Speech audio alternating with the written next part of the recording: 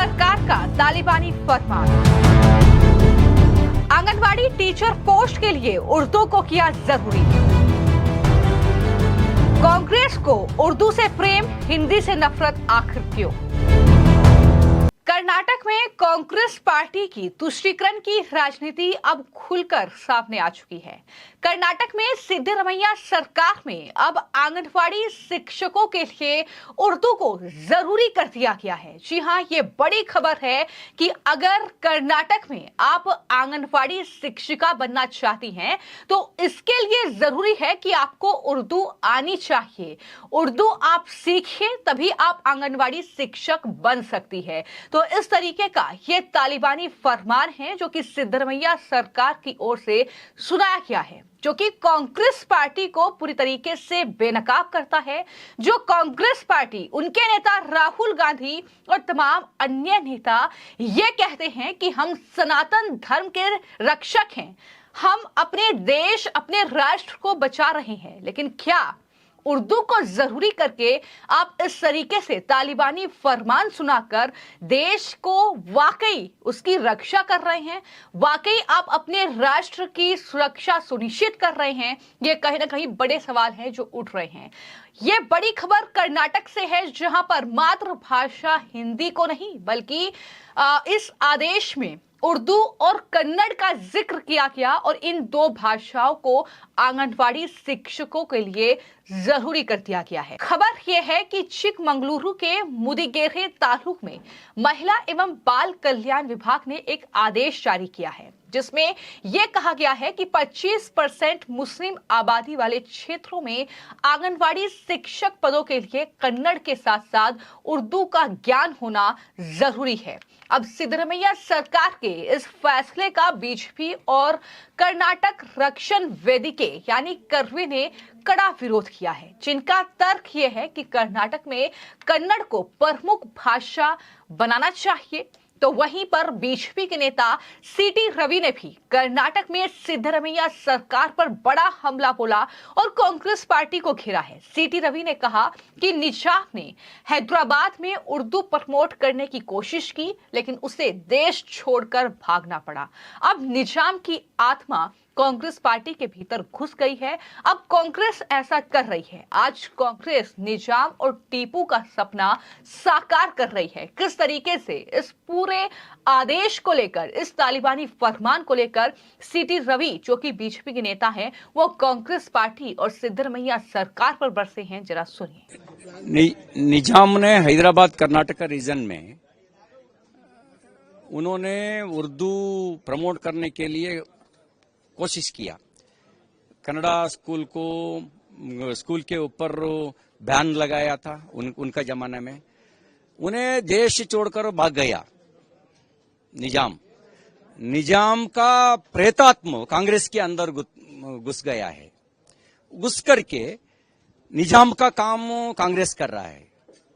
और उसके साथ साथ टिप्पू ने उनका जमाने में, उन्हें कब बादशाह रहा उस जमाने में, पर्शियन लैंग्वेज को इंपोज करने के लिए कोशिश किया कन्नड़ के खिलाफ। आज कांग्रेस पार्टी टिप्पू का सपना साकार करने के लिए कोशिश कर रहा है, निजाम का सपना साकार करने के लिए कोशिश कर रहा है। ये कन्नड़ विरोधी लोग हैं। जिन्ना ऐसा कांग्रेस बदलेगा ऐसा उनका मन में पहले आ गए तो उन्हें पाकिस्तान को डिमांड नहीं करता था।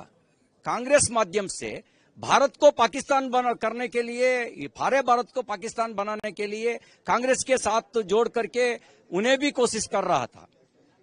तो आपने बीजेपी के नेता सीटी रवि को सुना, जो साफ तौर पर ये कह रहे हैं कि जो टीपू सुल्तान ने किया, जो निजाम की मंशा थी, वही कांग्रेस पार्टी की भी मंशा है।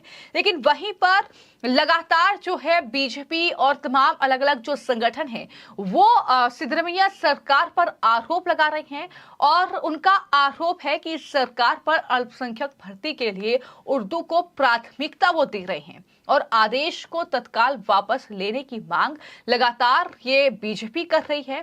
साथ ही उन्होंने चेतावनी दी है कि अगर कन्नड़ को प्राथमिकता नहीं दी गई तो विरोध प्रदर्शन वहां पर होगा। ये साफ तौर पर हल्ला बोल कर दिया है बीजेपी और अलग अलग संगठनों ने सिद्धरमैया सरकार के खिलाफ कर्नाटक में।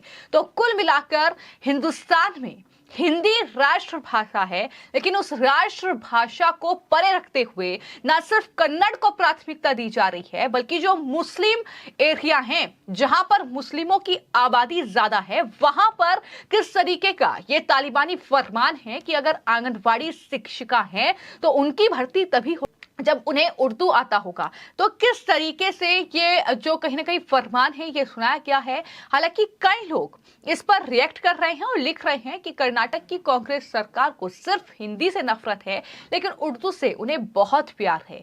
और ये वाकया पहला नहीं है कर्नाटक में। जब से वहां पर कांग्रेस पार्टी सत्ता पर काबिज हुई है, जब से वहां पर सिद्धरमैया की सरकार बनी है, लगातार हम देख रहे हैं कि वहां पर सनातन विरोध और हिंदी विरोध देखने को मिल रहा है, जहां पर एक के बाद एक इस तरीके के तालिबानी फरमान जो है वो कर्नाटक में कांग्रेस की सिद्धरमैया सरकार ने लिए हैं। फिर चाहे वो दरअसल जो तमाम बोर्ड लगे हैं अलग अलग दफ्तरों पर, वहां पर खुलकर हिंदी के बहिष्कार की बात हो, वहां पर सिर्फ अंग्रेजी और उर्दू, इसके अलावा कन्नड़ में ही तमाम चीजें लिखी जा रही हैं, चाहे फिर वो भगवान राम के प्रति नफरत दिखाना हो कि किस तरीके से रामनगर का नाम बदलकर कर्नाटक सरकार जो है उसका दूसरा नाम रख देती है।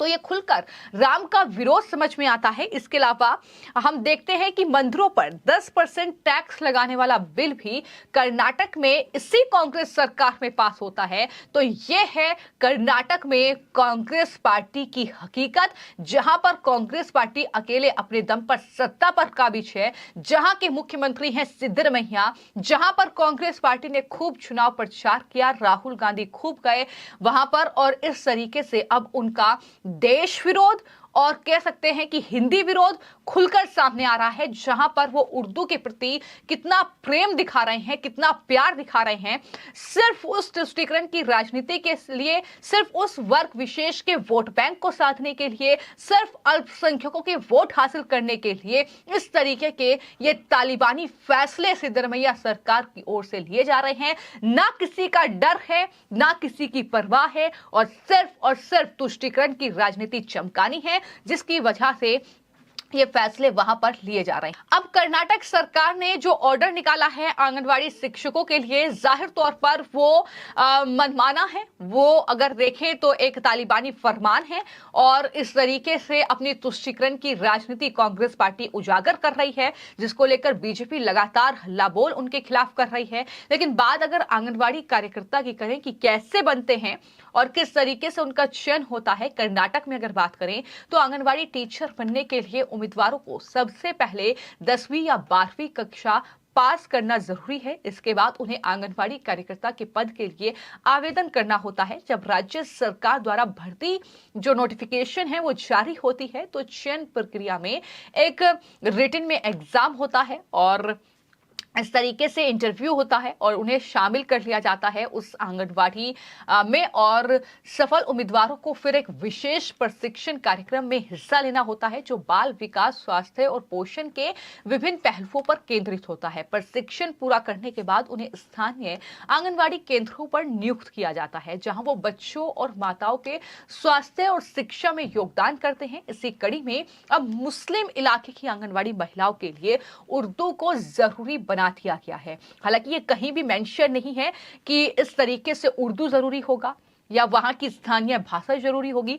हिंदी हमारी मातृभाषा है, वो जरूरी है, लेकिन इस तरीके से हिंदुस्तान में रहकर जहां की मातृभाषा हिंदी है, वहां पर रहकर यह फरमान जारी करना कि आपको उर्दू आना चाहिए तभी आप आंगनवाड़ी में जा सकती हैं, तो जाहिर तौर पर इस पर अब कड़ा बवाल जो है वो कहीं ना कहीं देखने को मिल रहा है। सिद्धरमैया जैसे चेहरे भी कहीं ना कहीं बेनकाब होते दिखाई दे रहे हैं। फिलहाल आपकी इस खबर को लेकर क्या राय है, हमें कॉमेंट बॉक्स में जरूर लिखें। धन्यवाद।